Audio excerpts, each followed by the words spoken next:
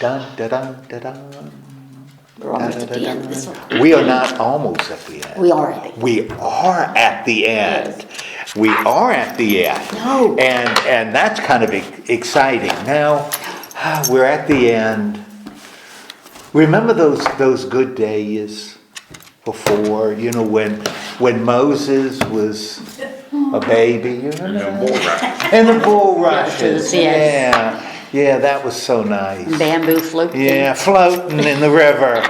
And what happened to Moses when he was in the river? He floated down. Oh yeah, the queen, that's right. The Pharaoh's daughter found him. Oh, those were wonderful days. Yeah. Lazy days. Lazy days.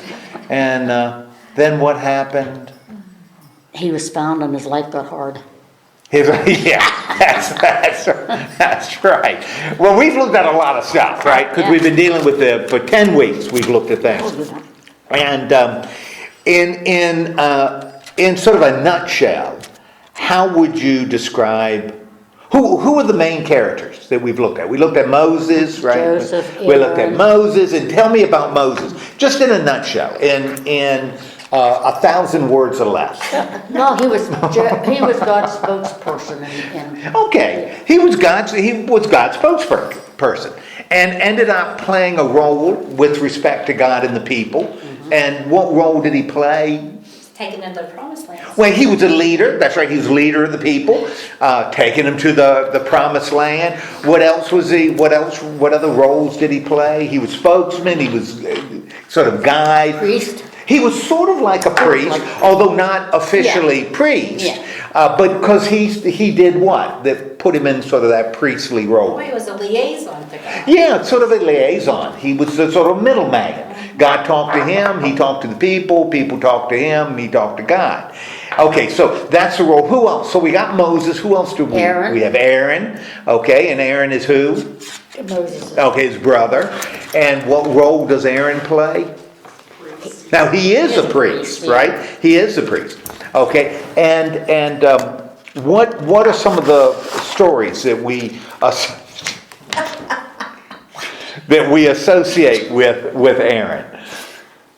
What's some of the stuff Aaron did that we've seen him do? I don't have one in my hand. I didn't have one. You're done for a bit. What did Aaron do while Moses was up on the mountain getting lost? The bottom of the mountain and stuff. He ended up doing the calf. Yeah, he was involved with the calf and Giving into the people. Yeah, giving into the people. So we have and what about you mentioned the people? What about the people? What Complain. How would you anything specific? About everything. About everything. Yes. They complained about everything, particularly about food and eating and drinking and all this stuff they complain about. Now, we don't want to ever lose sight of what's happening here. This is being written or being compiled for people much later, settled in the land, functioning society, and this is a reflection back, and it's based on stories that have been passed on and passed on and passed on and passed on. And it's being developed or used for a reason, to teach people much later certain lessons. And it's the lessons that are being taught that's most important. Sometimes, because we are modern people, we tend to look up, approach things with an objectivity. These are objective lessons. This is objective history. Well, it's not objective. As sort of a history guy, I don't think objective history exists. There's no such thing as objective history. All history is shaped by the people who are telling it. That's why you always say, it's the winners that write the history. It's not the guys that lose that write it, it's the winners. So they're writing it from their perspective. And here, they're not even trying to do that. They're trying to tell stories that will be meaningful and important to the people who are living during the time they're hearing it. So this rational objectivity is something we're not going to see until the 19th century. People aren't going to be doing that. So to expect people before Christ was born, 1,000 years before Christ was born, to use those standards that we use now to record their story. I mean, that's okay, you can do it, but it doesn't make any sense. It doesn't make any sense because people had different values and perspectives. And that's what we always want to remember when we're reading Scripture. We're not reading it as something written by a person in 1980. We're talking about somebody who's writing it in the year 1000 BC, for crying out loud. And the world has changed a little bit between 1000 BC and 1980. So we don't want to, we got to be real careful about doing that. And I think what we're going to look at today is a pretty good illustration. Therefore, as God is being presented, because often in Numbers, God is presented. How would you describe the presentation of God in Numbers? I mean, is God a warm and fuzzy God that you feel comfortable with? If you do, then you may need to talk to somebody because you may have issues to deal with in your own life. He showed his authority, whether it be, and he punished whatever he needed. God shows his. I think showing his authority is a very nice way to put it. Yeah. How does our God often show his authority? He kills something. He kills people, he just wipes out people, right and left. And we're going to see it again today. Well, that becomes important. Certainly that's the way God is being portrayed to the people who are reading it. What we might want to look at is why. We might want to ask ourselves why. Why would the writer put God in this light? And that's particularly important what we look at today, but other things. Why would God cause a plague to inflict the people when they do something that is not huge, complaining? So he'll send a plague on them, or he'll send snakes to bite them, and they die and die and die. Thousands of them die. You say, oh, that's a horrible God. Well, we're reading story. So why would we have to ask ourselves, why would the writer do that? And is that the same picture of God that we see revealed in other places? And it doesn't make the other places right and this wrong. It just means we have to take all of it into consideration as we think about who God is and how God relates to us. So we don't want to take one picture and say, that's the one. That's the one we're going to trust. Or, just as bad, that's the one we're going to ignore. That's the one that is no longer valid. We've got to deal with all of it because all of it's in the story. We have to look a little deeper than just what's on the surface. Does that make sense? Yes. Because, as we're finishing up and then we're going to be moving into Joshua, and Joshua is not any better. There's some questions that we've got to wrestle with as people who follow Jesus Christ, the loving Savior of humanity. That's something we have to sort of struggle with. Okay, and we probably don't want to drift into, well, that's the God of the Old Testament, and this is the God of the New. It's the same God, so we have to deal with it. Well, we're all His children, and Right. as a parent, you have to discipline. You have to make them, Right. Do what's right. Right. And so.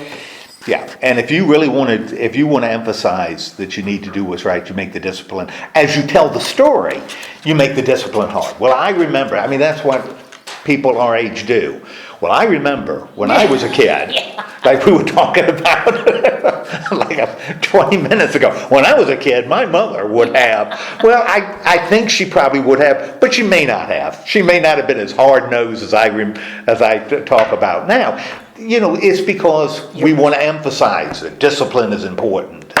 It's just how you see it at that time. Yeah, and it's how you see it now. Yes. As you look back. So, okay. Having said that, we're finishing up the numbers story, and since we're finishing up the story of Numbers, what's the situation in the narrative right now as we get to the close of Numbers? People are getting the vision of their They're promises from God. Okay, the promises of God are just about what? God has made all these promises, And it's right? almost fulfilled. Almost fulfilled. Remember, these guys have been wandering around in the wilderness for 40 years. 40 years. Kind of interesting. A lot of this was the first 2 years, and then the 40 years, were a couple of stories. A couple of stories for 40 years, and really focused on those 2 years, first 2 years. But they've been in there because a generation had to pass because of what had happened at Kadesh. They're not going to be able to enter the land. So, boom, and the spies that went in.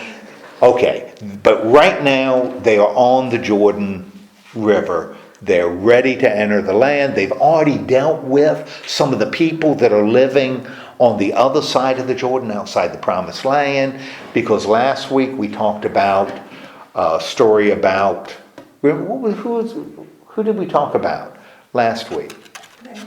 Balaam, right, and Balaam's Boys. donkey. Oh, donkey. Yeah, donkey. Or, Well, that was his boy. yeah, that's whatever. So Balaam and his donkey. And Balaam and his donkey were hired by a king named Balak, who was king of, you remember who he was king of? He was Moab, king of Moab. And so Moab plays a role as we conclude this little story. So you want to file that in the back of your mind. Okay, and at the end of the Balaam story, what does Balaam end up doing with respect? Because king of Moab hires him to curse Israel, and what does Balaam end up doing? And he does it 3 times. After they have sacrificed all these bulls on 7 altars 3 times, he says, these guys are going to be blessed. These guys are going to win. And the king says 3 times, what the heck are you doing?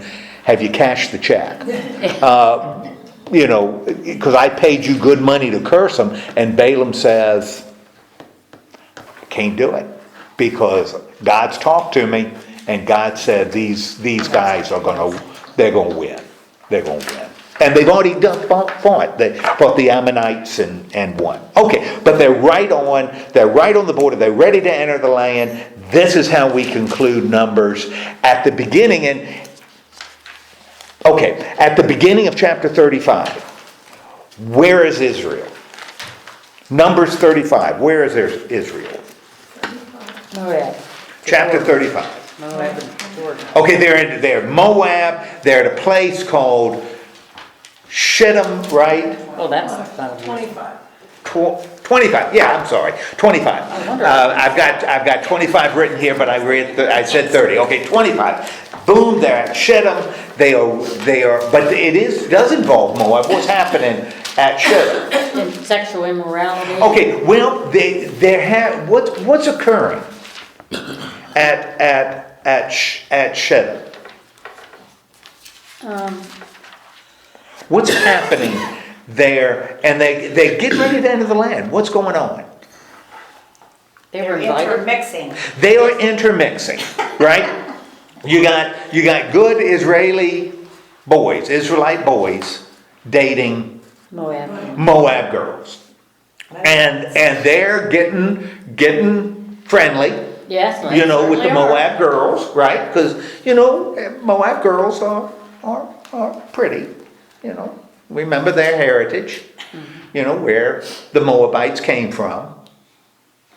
I don't remember. You remember remember the story of Lot and his daughters. Oh, okay. Yeah. So Moabite girls, the Israelite boys dating Moabite girls, and as a lot of guys know, when you start getting into a relationship, and the girl you're dating says, "Let's go to church." What church do you attend? Hers. Her church. You don't say, "We're going to go to my church." You go to her church, right? And since they're Moabite girls, what church are they going to? Church of Moabite. They're going to a Moabite church instead of an Israelite church. And when they go to a Moabite church, they end up worshiping. They worship other gods. They worship Baal. And we're going to see Baal. it's, in Hebrew it would be Baal, but that sounds so pretentious when you say Baal, so it's better to say Baal, because that's what we say. Yeah. So they're worshiping Baal at the Moabite church. And why is that a problem? Because they're worshiping other gods. Because they're now worshiping Yeah. other gods. Now, I want you to think about this. This is a story being written to people much, much, much later. 1,500 years before this is supposed to, after this is supposed to occur. What does that tell you about the people who are reading this story? What does it tell Reading you? it or writing it? Reading it. Well, why would the writer include this story? What does the inclusion of this story tell you about an issue that people are facing 1,500 years after this should have occurred? Well, they wanted to, God is angry because they're worshiping someone other than. Okay, what does it tell you about what must be going on when the readers of this are reading it? Why would the writer have this story about Israelites? The same thing is happening. The same thing is happening 1,500 years afterwards. The same thing is happening 1,000 years after. The same thing is happening 500 years after. That the Israelites are doing what? Worshipping other gods. And part of the association with worshipping other gods is they're becoming part of the people of the land. They're assimilating into the people of the land, and therefore they're worshiping their gods. Now, in a certain extent, that makes a little bit of sense in terms of what they're worshiping. Because the Israelites have been, how have they been described in terms of their economics? How do they earn a living, the Israelites? What is their economy based on? What God provides, probably. What's that? Farming and sheep. Okay, sheep, right? They're herders. I mean, that's what Abraham was. That's what Jacob was, Isaac was, Jacob was. They were herders, right? And therefore they had sheep. And when you're herders, what do? Herd sheep. You herd sheep, you move them around, right? You don't hear about them settling down and planting crops. You have a guy, you find green pastures, right? Still waters. So you want a God that leads. That's the big deal. A God that leads you to. When you settle in the land, when you settle down, you're not looking for a God that's going to lead you. Not when you start planting crops. I mean, if I establish a farm, the last thing I want is a God that does what? Leads you away. Leads me away from that farm. Well, let me lead you away. Now that you got your crops in, let me lead you to some more ground. You don't want a God that leads. You want a God that does what? Takes care of the crop. Takes care of the crops. So you want a God that makes the soil rich. Produces water for you. And when I'm a herder, water's important, right? Right. But the God I worship will do what? Lead me to water. Lead me to water, streams of water. Lead me to wells. When I'm farming, I don't care if a God leads me to a stream. Where's the water I need going to come from? Right. Going to come from rain. So I've got to deal with not the God that's going to lead me to green pastures and still waters. I want a God that's going to make the soil fertile where I am and is going to bring me water, rain. So what kind of gods am I going to start worshiping? Am I going to worship a God that's going to lead me? Heck no. I want a God that's going to make the soil fertile and is going to control the weather. And that's Baal. That's what Baal was. He was a storm god. He controlled weather. And when you're a farmer, that's what you want. You want to get on in good with the God that provides. So what the people, as they start settling in the land, this is a problem Israel's going to face. Once you settle in the land, you don't want a God that's going to lead you. Man, they're living in tents. They don't even have a temple. They're setting up a tent to worship God.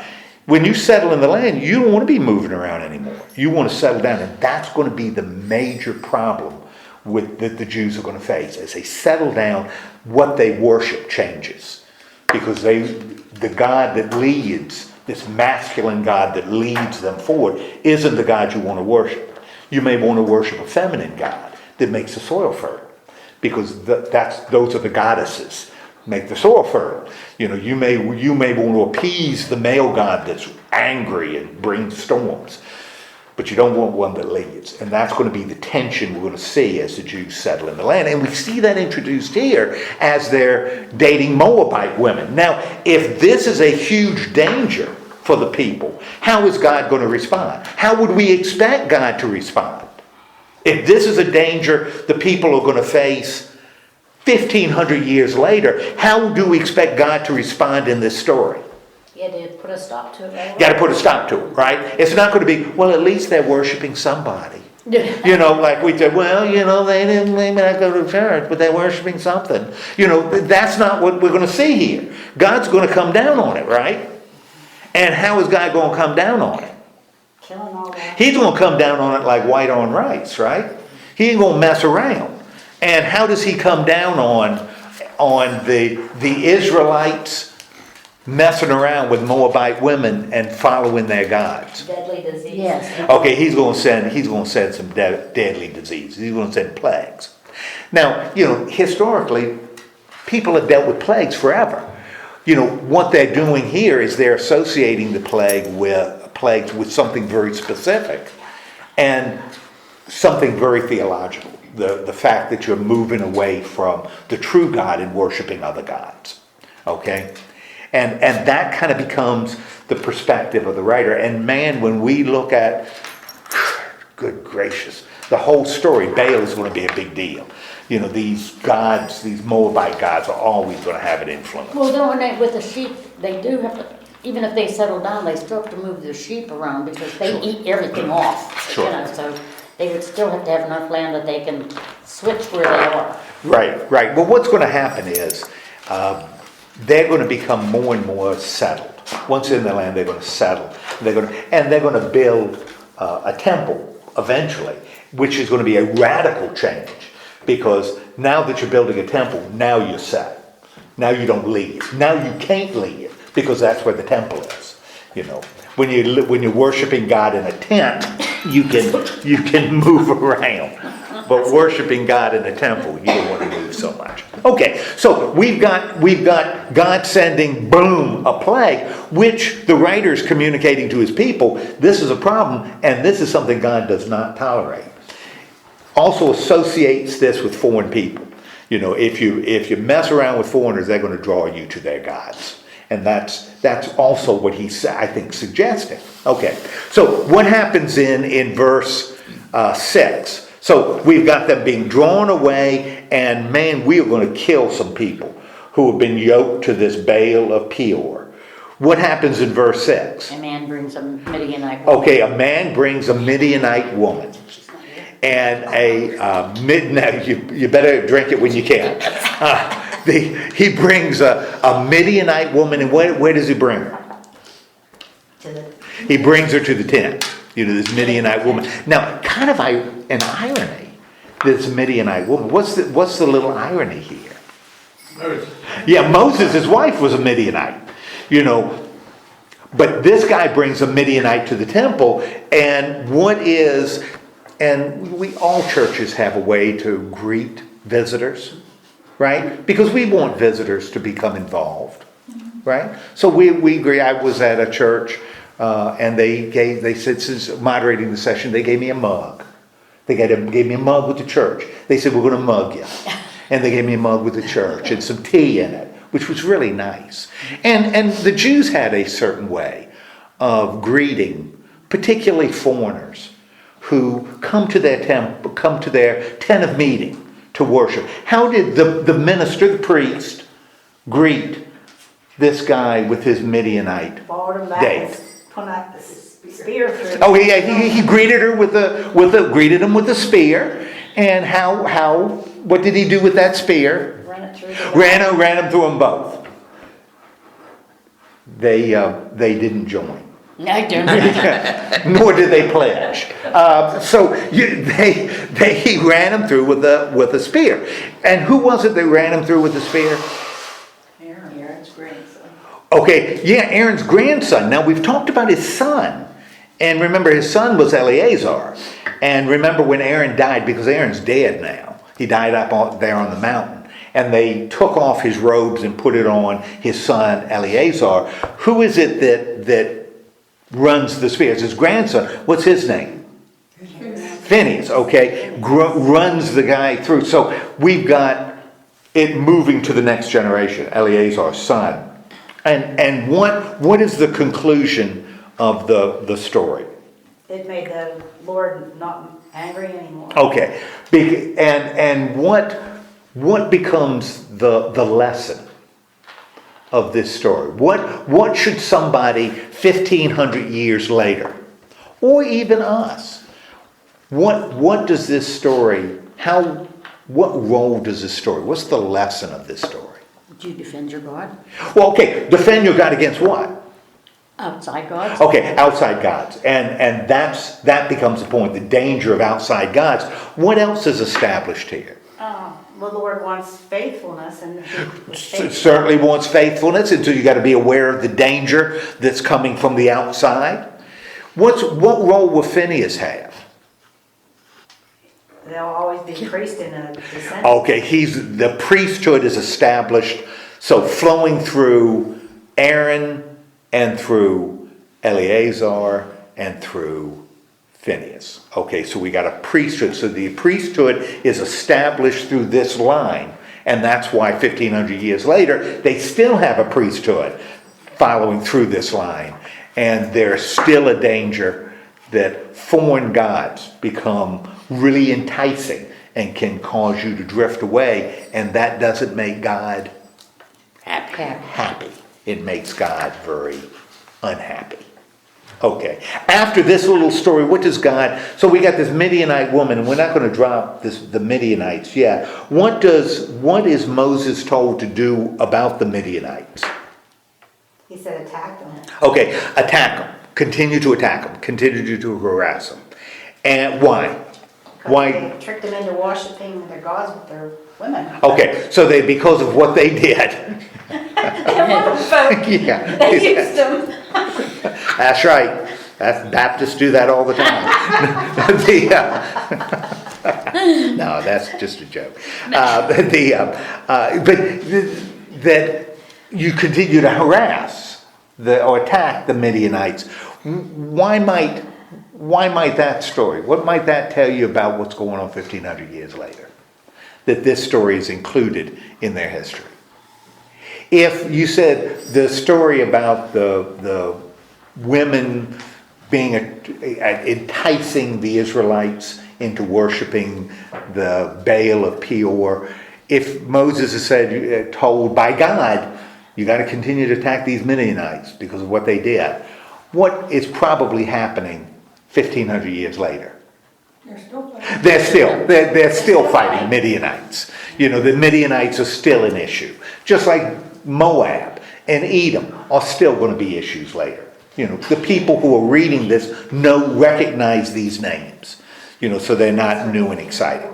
Okay, what does God command Moses? So we've got all of these stories are related to what's occurring later. What does the Lord command Moses at the beginning of 26? Take a census. Okay, we need to get a census. And what is a census? That's when you count how many. Okay, you got to count how many people. And for this, what is the purpose of the census? Army. Okay, because you got to put together an army. So you got to know how many people are there. And somebody read out loud, starting in verse 5, what follows. 5. Van, you can't get away with reading this. The descendants. 25. Yeah, we're not going to read all those names. I think we'll pass on that. But there are a lot of people that are going to be entering the land, which means we're getting really, really close. Yeah, they're getting really big, and we're getting really, really close. And not only is this important to determine the size of the army, what else makes this census important? Well, they've got 43,730 people that Right. were 20 years old and older, Right, but they didn't count like the babies okay. that were, which will eventually grow up. They didn't count Okay. the babies and, Well, and remember, and we see this in the New Testament, and it's so radically different than the way we see. Babies were not seen as well, they were sort of I don't want to say sub, because that's the wrong word. Babies were economic drains on families. but you You can't know. get, the thing of that is that you can't get adults or grown men if you don't have. Well, that's exactly right, Yeah. and that's why you needed babies. But they were an issue. You kind of, they were a problem. So often they're not counted. They were on a low level. You needed them because your society had to survive. And remember, as many people being born as dying. So population is stable. Population doesn't spike until about 300 years ago. That's when it started spiking. Back then it was stable. So you needed a lot of babies coming in, but babies were not seen as cute and cuddly, not in families, because they were a mouth to feed and they were producing what? Nothing. Nothing. They produced nothing but poo, nothing, and so it was a real problem. So there's a lot of tension with how do you handle children. And they didn't really baby. play with their kids worked. Well, They were it's- old enough to do anything. It's hard to even know Yeah. what they were, because it was a different situation. But it's how society viewed them, and society had a kind of a different view. So they determine a census for army purposes. What other purpose are they, and this is very practical, what other reason are they doing a census? The tribes divide the land. Okay, because they're going to divide the land. And if you're going to use this census to divide the land, that means big tribes will get More land. more land, small tribes will get, and in terms of what the land can produce. So this becomes, now what tribe is separate? The priest, Okay, what's that? the priest, The priests, what tribe is that? the Levites. The Levites. The Levites are going to be separate, because they're going to be the priests, and they're not going to get a share of the land. But how then are the Levites going to survive if they don't get a share of the land? Offerings. They're going to survive on the offerings that other tribes. There'll also be, there's going to be a system where the Levites get some land, but it's not going to be land for all the Levites. They're going to have to sort of share. I like the particular story about the woman. Her father died with no brothers, and she was the only one left, and she was not going to get that portion that was supposed to be her father's, and she fought for it, Uh-huh. and she got it. And she got it. So Okay. that sets a new thing. Yes, well, yeah, all of this is establishing things that we're going to see later as the people settle into their land. Okay, when you look at, so we've got this narrative, and it kind of comes, we got a shift in 26 through 30, and that's why we're not going to look at that intensely. What ends up going on in chapters 26 through 30? What do we have? Given all the descendants and what. Yeah, we got a lot of descendants, coming, again, it's part of that census. We've got more laws, right? Yeah. Right? And what happens in the middle of that, 27, 16 through 23, that little bitty deal in that little passage in 27, 16 through 23? A man to oversee their community. Okay, we've got an interesting thing happen, right? Yeah. Because, and it's not a shocker, right? What ends up happening in 27, 16 through 23?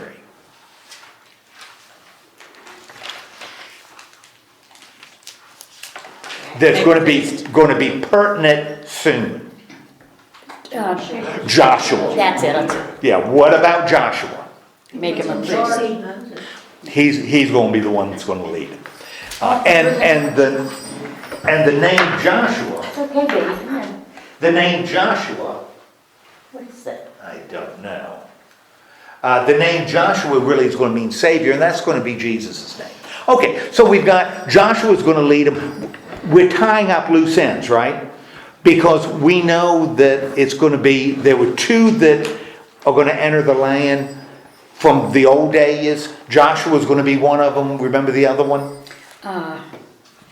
Caleb. Okay, so Joshua and Caleb are going to enter. Joshua is sort of anointed as the leader, which means who's not going to lead him into the promised land? Moses is not going to lead. Okay, now in chapter, so and then we've got all these some chapters about rules. She's going in your purse. Did you get in it? It's like. No, I don't think so. You It's all zipped. zipped up. So we've got. How does the story pick back up in chapter 31? So we've got a bunch of laws about how the priest should function and what they should be doing. How does it pick up in chapter 31? There's a vengeance on the Midianites. Okay, we got the Midianites, which tells us again that the Midianites must be a problem 1,500 years later. You know, if he's talking about Midianites, you're not including it when 1,500 years later the kid says, well, who the heck are the Midianites? Well, they were a problem. No, these Midianites are going to continue to be an issue. Okay, what does Moses say to the people? So the Midianites are already there. What does he say to the people? Arm your men. Okay, we're going to get an army. Okay, and what's going to be the basis of the army? 1,000 men from each tribe. You're going to have 1,000 people from each tribe. So you're going to have how many people going to war?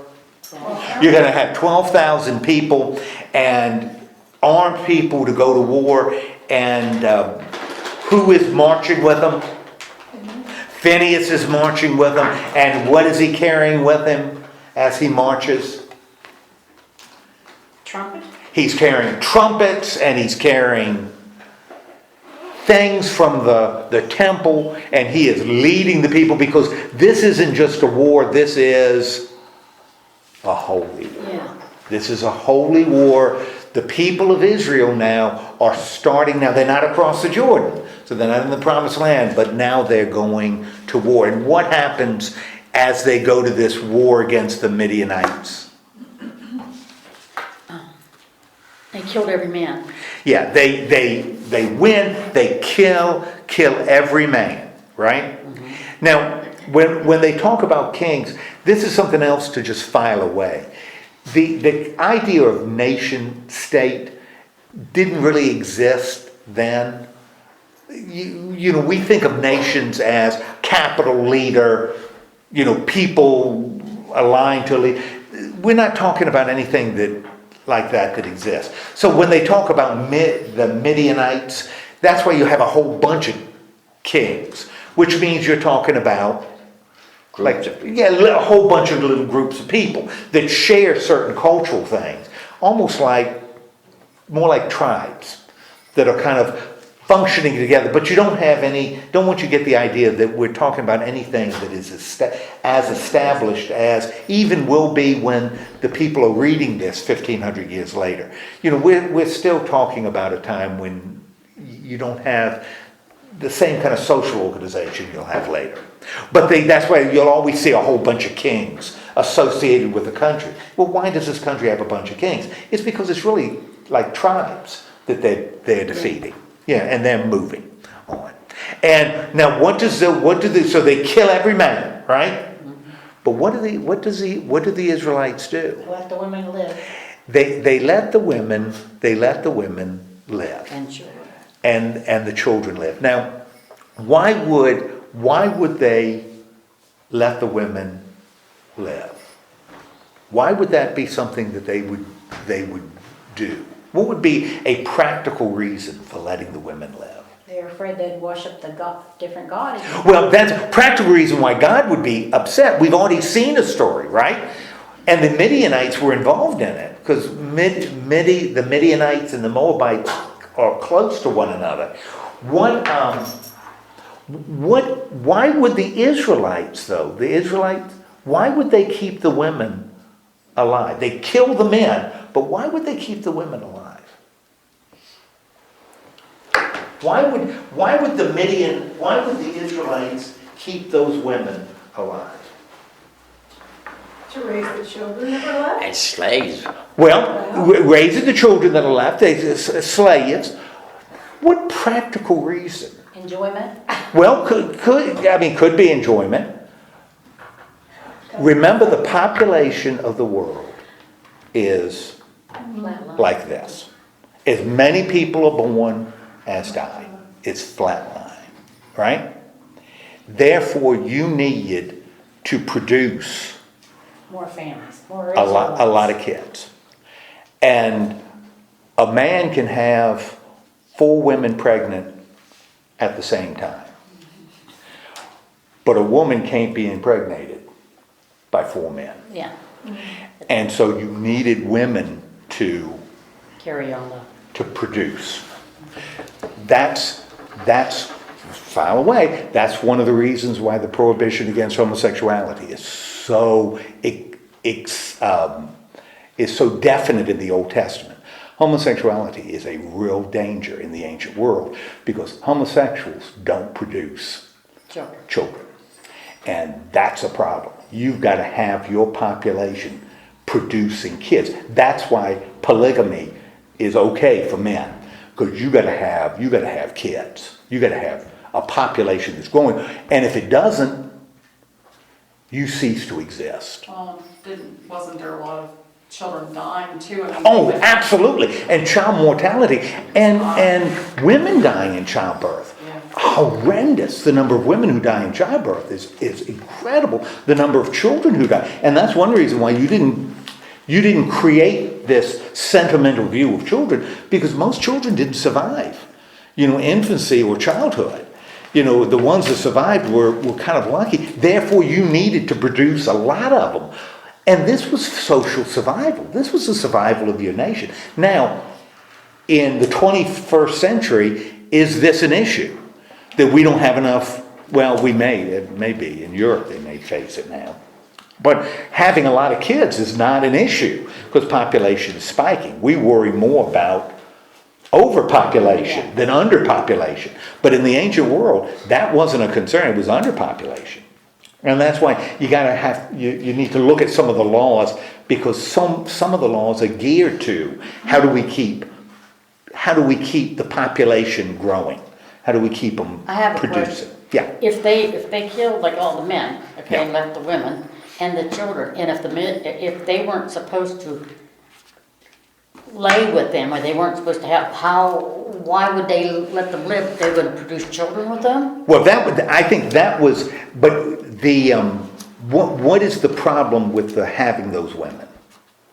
What becomes the problem with having? That's why they would keep the women. That's why when you conquered territory, the women would live and the men would die. What does the story say is the problem? Because this is unacceptable, right? Yes. They are not to do this. Why are they not to do this? Because it was against... Who is angry at this? God. What's that? God. God is angry at this. And why is he angry with this? Didn't follow instructions. Because he didn't follow instructions, and they're going to be led astray by that contact with foreign people.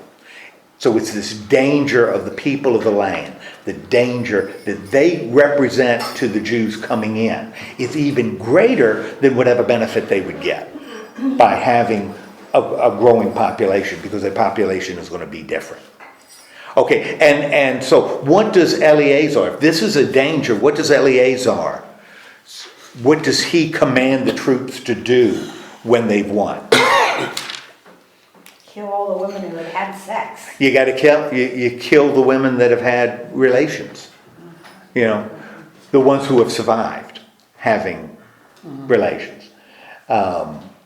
What else does he tell them to do with the stuff that because they've conquered this? They got a lot of stuff, right? Well, throw it through the fire and make it pure. Okay, you've got to purify, which is saying what? What is that suggesting? That you've got to purify even the stuff, the metal, the lead you get. You got to purify. What is that suggesting? That the people were really, the contact you had with them wasn't good. The contact you had, okay, wasn't good. Wasn't good on why? Why wasn't it a good contact? I mean, what made the contact bad? If you had to purify everything you got. You know, if you couldn't burn it, you had to wash it. Why? What was wrong with the stuff? What was wrong with the lead, the gold, the silver, the booty Because it that you was in got? contact with Because it was in contact with Midianites. the Midianites, and the Midianites worshipped other gods. Yes. So it's this radical danger represented by the people and what they believe. Now, understand, this is being blessed. This is being written to folks that are living much later. What becomes the message to them? Because they're not conquering new people. You know, they're not involved in wars of conquest. What is this telling to them? Don't do it. Don't do it. You can't get mixed up with the people of the land. Or even if the people of the land aren't around, you can't be drifting in those directions. Even the stuff they own is impure. You know, even the clothes they had to the wash. clothes are impure. You know, all of it has to be cleansed. Okay, so we're getting ready for the people entering the land, right? Okay, now what? And we've got more stuff about the army and you know how to handle plunder. Still dealing with what do you do with the conquered land? Now that's going to be important when they enter the land too. Because the standards are going to be similar.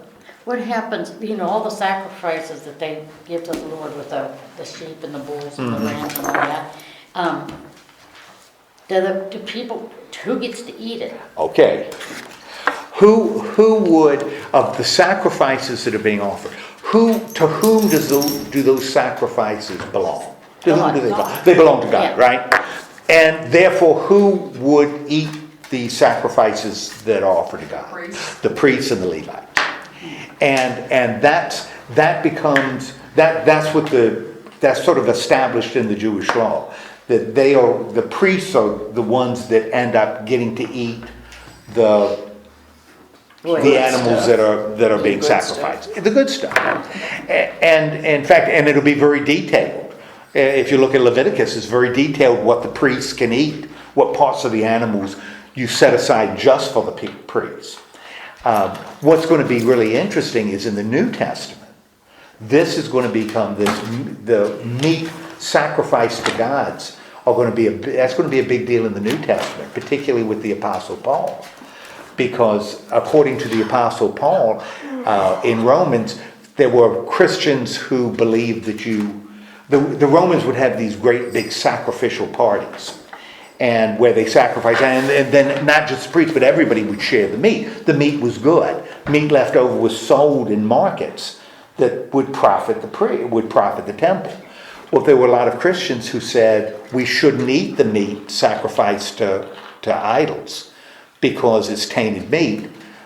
Other Christians said it doesn't matter because those gods don't exist. It's good meat, we should eat it. And that becomes a real issue in the early church. Enough that Paul writes about it in Romans, and in the book of Acts, Luke deals with it in chapter 14. What do you do with meat offered to idols? Paul says you can eat it if you don't feel it's wrong, it's okay because it's just meat. In Acts it says you can't eat it. So the standards are different depending on which part of the New Testament you look at. But that's what the priests would, and this would be something they would continue. Good night, they'd continue it at the temple into the New Testament. The priests would get the meat that was sacrificed. And the grain, because people brought grain offerings. They'd also get the grain. Okay, so this is how you fight a war. This is what you do when the war is over. This is how you handle the stuff and the people. Okay? In chapter 32,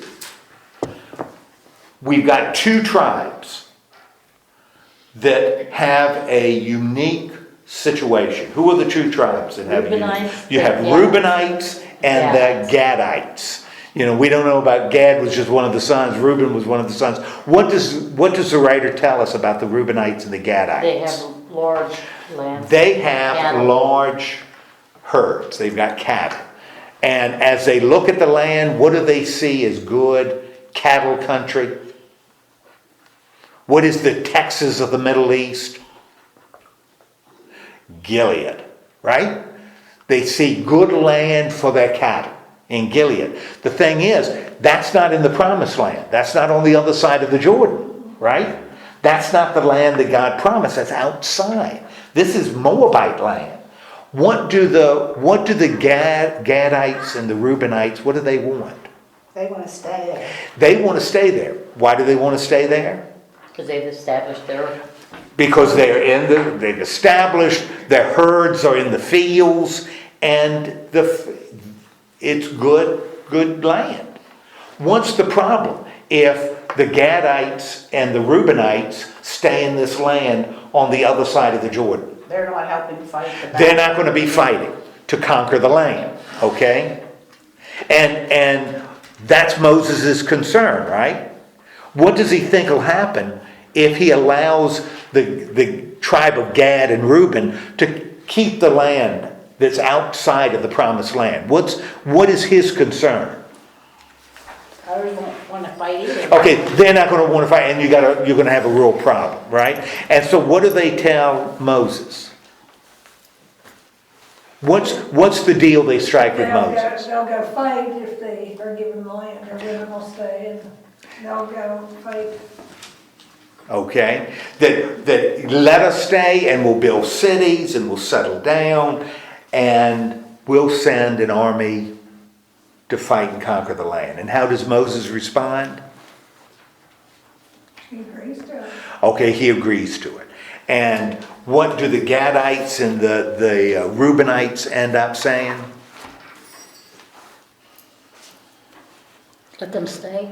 Okay, we'll stay, but we'll fight when the time comes.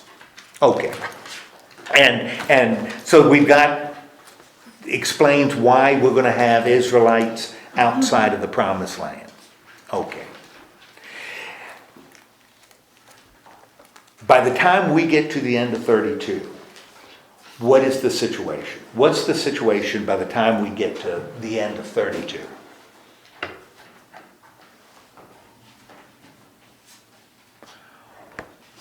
What is the situation when we get to the end of the book of Numbers? They've built cities and. Okay, the Reuben and Gad has built cities, but the other tribes, and half the tribe of Manasseh, because they get land over there too, they've kind of settled, but the other tribes haven't crossed the land yet, haven't crossed the Jordan yet. They haven't entered the promised land yet. So they are sitting on the bank of the Jordan, ready to enter the land when we end with Numbers. But we still have one thread that hasn't been tied. We got one thing that hasn't been tied up. We still don't, that still is dangling, right? Because Moses is still alive, right? And yet we know that Moses Doesn't go. isn't going to enter the land, right? He isn't going to enter the land. Why isn't he going to enter the land? Because he sinned.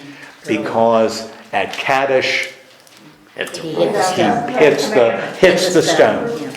And that's not what God said. God said, speak to the stone, and Moses whacks it. And so Moses is not going to be able to enter the land. So we still got this loose end, which is tied up, not in Numbers, but in the book of Deuteronomy.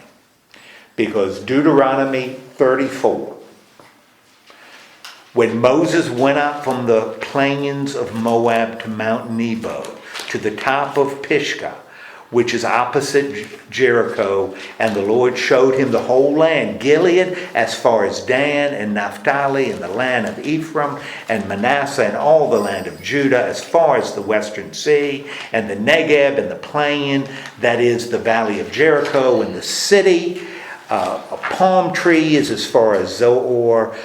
The Lord said to him, this is the land which I swore to Abraham, to Isaac, and to Jacob, saying, I will give it to your descendants. I have let you see it with your eyes, but you shall not cross over there. Then Moses, the servant of the Lord, died there in the land of Moab at the Lord's command.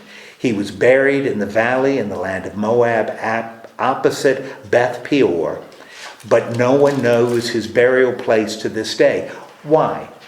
Why would nobody know his burial place? Why would that be something worth mentioning? They don't want people to worship him. They don't want it, that doesn't want it to be a place of worship. Right. Moses was 120 years old when he died. His sight was unimpaired and his vigor had not abated. The Israelites wept for Moses in the plains of Moab 30 days. Then the period of mourning for Moses was ended. Joshua the son of Nun was full of the spirit of wisdom because Moses had laid his hands on him, and the Israelites obeyed him, doing as the Lord had commanded Moses. Never since has there arisen a prophet in Israel like Moses, whom the Lord knew face to face. He was unequaled for all the signs and wonders that the Lord sent him to perform in the land of Egypt against Pharaoh and all his servants and his entire land, and for all the mighty deeds and all the terrifying displays of power that Moses performed in the sight of all Israel. Chapter 34 of Deuteronomy. What has happened? Moses died. Moses has died, Can't What- go with his people. right?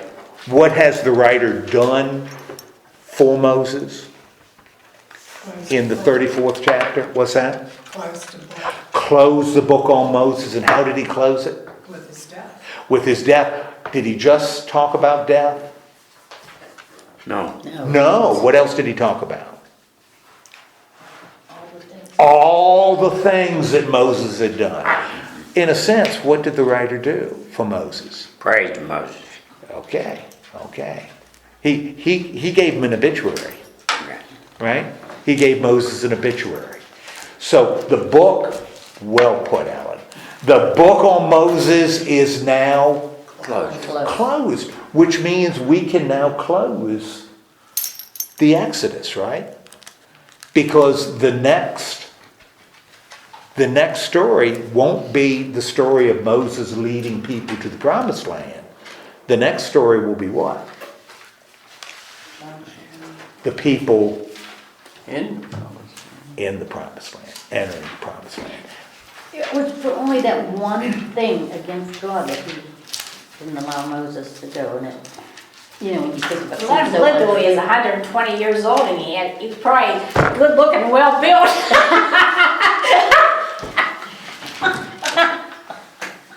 I didn't say it. No, you didn't say it. You said that you have said it.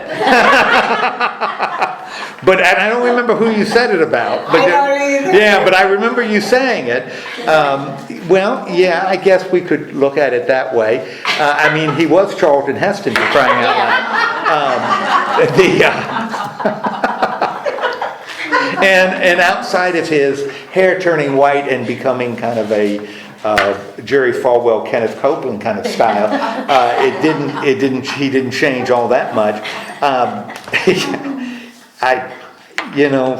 Between Coco and that last comment, I just don't know where to go.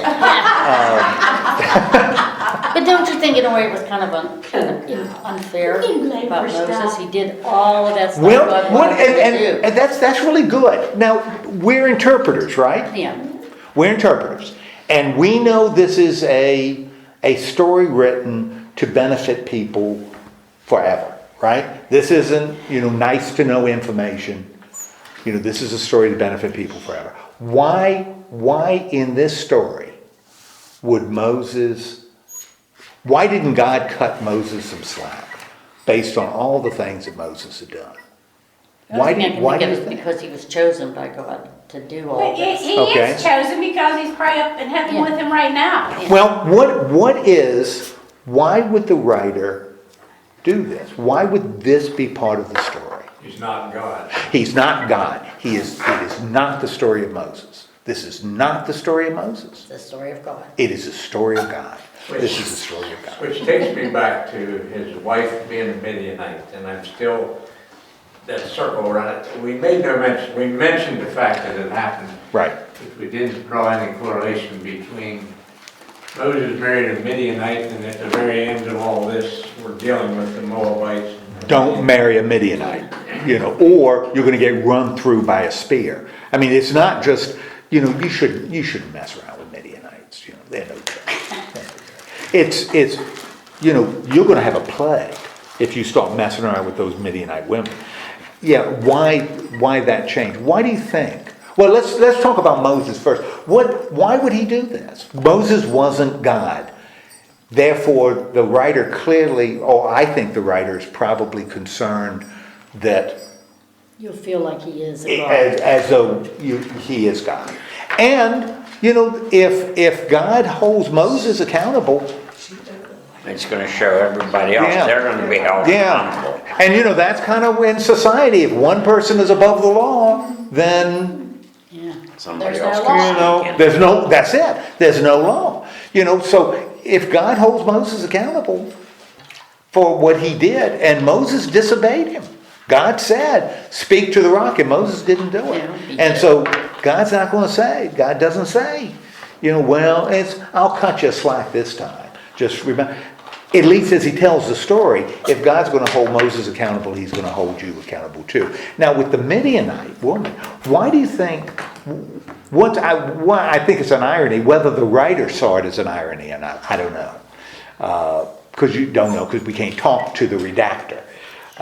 Why did Moses end up with a Midianite, married to a Midianite? You remember the story that caused Moses to end up marrying the Midianite?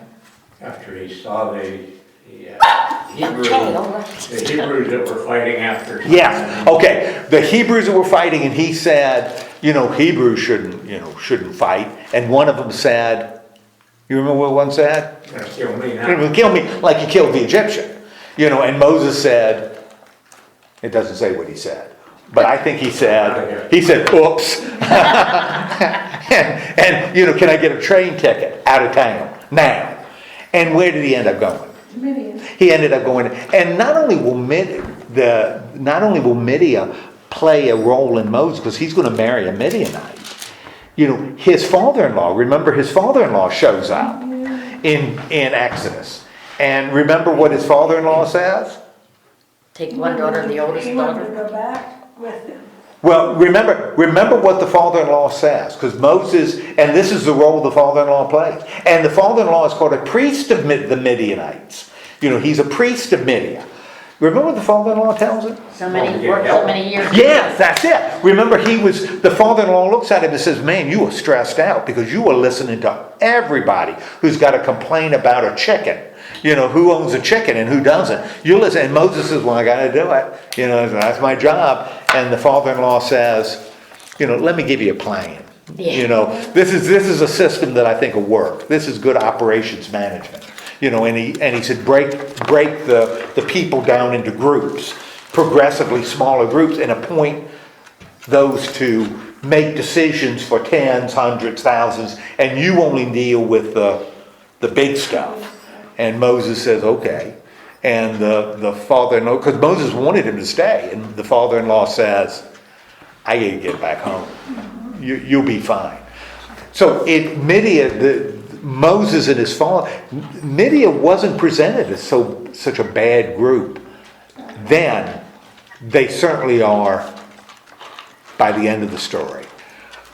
What might that tell us about the people who are receiving this story later? Remember, the Moses' father-in-law is identified as an individual, right? And his daughter is an individual. They're Midianites, but they're individuals. What represents the danger when we get to the end of Numbers? It's not a Midianite. It's the Midian. It's the Midianites. So it's kind of that move. Moses almost has to marry a Midianite because that's where he is when he leaves. And according to the tradition, evidently he must have, because she's there. But as a people, the Midianites represent a danger, not only during this story, but continue to represent a threat later. And so the Midianites, you can't say, well, they're good Midianites, because for the people living who are reading this, they aren't good Midianites. The Midianites are looking to do what? They're looking to tempt you, and they're looking to take away your stuff.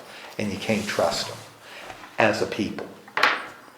So I think that's what we see as it's not even a shift. It's, the perspective on why Moses can have a Midianite wife, because we're talking about an individual and her father's even presented as a positive. But as a people, the Midianites are a threat. And you really can't present a threat as being positive. Does that make any sense? I'm not sure it does. But I think that's the best I can do as I'm looking at it. She was okay, but the rest were not so okay. Yeah. She, Yeah. yeah, because She was always there, what do you expect? she was. I think that, and I'm thinking out loud because I've really never asked that question. There are certain things that are in traditions that you have to deal with. And evidently it was established that Moses married, his wife was a Midianite. That was in the tradition. So the writer is not going to counter that tradition because that's what the people knew. The reality is the Midianites are a threat to Israel theologically and politically and militarily. And so you have that tension between this being part of the tradition and the reality that Israel is facing. And so it does kind of move in two different directions. We're going to see something very similar, two places in the New Testament, in the Gospels, that the Gospel writers deal with the same sort of thing, something that's in the tradition, but I kind of think they wish weren't. But they don't want to they can't change the tradition. And there are two events in the life of Jesus that really create a problem that would be a whole lot easier if they weren't there. One is the baptism, which creates a problem, and none of the Gospel writers are going to say Jesus wasn't baptized. Because that's part of the tradition. But why would Jesus need to be baptized if baptism had to do with sin? Why would Jesus be baptized? That's in the tradition, but a problem. So how do we explain why Jesus is baptized? Well, you look at all four Gospels and they explain it in slightly different ways, why that was necessary. Matthew was the longest, but all of them are dealing with that. That Jesus was part man and part... Well, that's what you got to deal with. Why would he do that? Why would that be necessary if he didn't sin? Mm-hmm. Why would he need a baptism for the repentance of sin? That's a problem in the tradition that everybody knew. So how do I deal with it? I can't ignore it. I've got to deal with it. The other one is the cross. Why was Jesus nailed to a cross? Because who nailed people to crosses? The Romans. The Romans did. That meant Jesus must have ticked off the Romans. But who's responsible for the death of Jesus? The Jews or the scribes and the Pharisees defend. So how do we get from the scribes and the Pharisees being responsible for the death of Jesus to Jesus dying on a Roman cross? How do we get that? That's a problem. If Jesus were stoned like Stephen, that's easy. The Jews arrested him, tried him, convicted him, killed him, executed him. Okay, the Romans aren't to blame, but he was nailed on a Roman cross. But we want the Jews to be responsible. The Jews are responsible. That's in the tradition. We can't deny the tradition. It's there. So how do we theologically explain it? Well, you look at the four Gospels. Each explain it in a slightly different way. How this happens. I think we've got a similar thing going on in this story. Moses in the tradition is married to a Midianite, but the Midianites we can't afford to look at as good people. There are some good ones. They're a danger. And so I think you've got that tension within the tradition. I think. Now, having done no reading on it, I'm just trying to figure out the logic behind it. I think that's probably what's going on. I wonder too if it wasn't because she went with Moses. He wasn't tempted to stay with her tradition. She went with And that's certainly the way it's presented. So she does. But he doesn't. They don't suggest that later. That you can convert the Midianites. That's what you should be doing. Because that's not, instead, what should you do with the Midianites? Kill them. You should kill them. So, and, so you've got that kind of tension, but you're right, she does. She joins Moses, and his children are going to be viewed as Israelites, not Midianites. So he isn't drawn to her religion. So that's a real good Well, point. they kept the Midianite women that were pure. Yeah. Because they could convert. Yeah, them well, and and have kids, yeah, so. Didn't most of the, I don't know if it was through all of it, but didn't the men or the fathers back then, if they had all daughters, for instance, and they would want the oldest one married off first because, they didn't want her to be like left behind and have to stay with her dad the rest of her life? Well, I'm not sure what the tradition was then. It certainly could be. One of the interesting, though, things is it's really interesting how families function. Because when you were tracing bloodlines, the women are a whole lot easier to trace their offspring than men, to determine their lineage for things like inheritance. It's easier to do it through women than men, because there's no question that Maggie is the daughter of Debbie. My Maggie is Debbie's daughter. Whether I'm her father, that may be harder to determine in some situations. You see, that becomes more complicated. And in the ancient world, that becomes an issue as you determine inheritance. How can you determine who is? Just ask the DNA studies they're doing, and they find that daddy isn't daddy when they're 40. That's exactly right. Yeah. In a time when there are no DNA studies. Yeah. So, it becomes it becomes far more complicated. The role women are playing in the society, because you can trace, lineage through women, but it's much harder to do it through men. And that's why even Jews now, Plus, you a lot of don't times become a Jew because you got a Jewish dad. You become a Jew because you got a Jewish mom. Yes. And a lot of times you don't know how many kids you have out there floating around. Men don't. Yeah, women do. Women Yeah, do. and Men that's exactly right. And that's why, women become very interesting in the ancient world. Now we can do with stuff now, DNA stuff. But in the ancient world, it was far more complicated. So the role women played, and yet, their role in society starts changing as labor changes. So it's really fascinating how those roles start shifting as you settle down into land. Some of these things we've been talking about this is probably why a lot of times for Jewish families somebody will be trying to bring someone who's not Jewish into the family in marriage. And some of the other family members are flipping out. Absolutely. We can't have this. And I tell you, what's interesting is that's the result of something that occurs in 71 AD. Something occurs in 70. A lot of times people don't realize that the Jews in the first century were looking for converts. They were proselytizing. They were getting, in fact, there were people, there were women in Caesar's court in Rome that converted to Judaism. So Judaism was actively trying to convert people, and the idea of being an ethnic Jew was not as important to some groups within Judaism as others. When the temple is destroyed in 71 AD, when there's a rebellion in the land and they destroy the temple, all of a sudden a whole bunch of little Jewish groups disappear.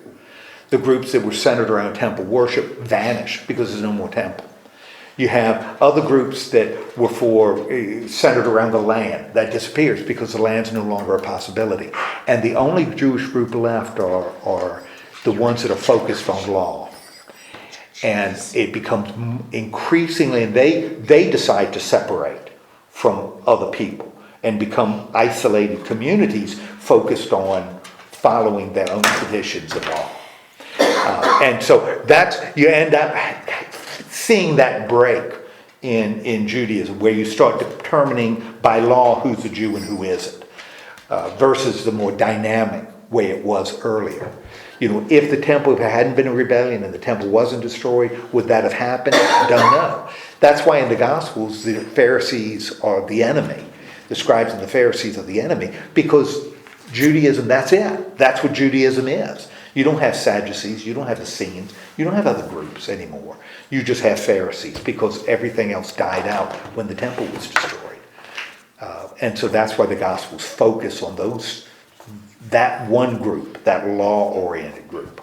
Because There's still groups today where women have no say, Oh, absolutely. you know, and, Absolutely. yeah, the men rule. And that's one of the real temptations as they get into the land, because in the ancient world, a lot of the agricultural worship was centered around women.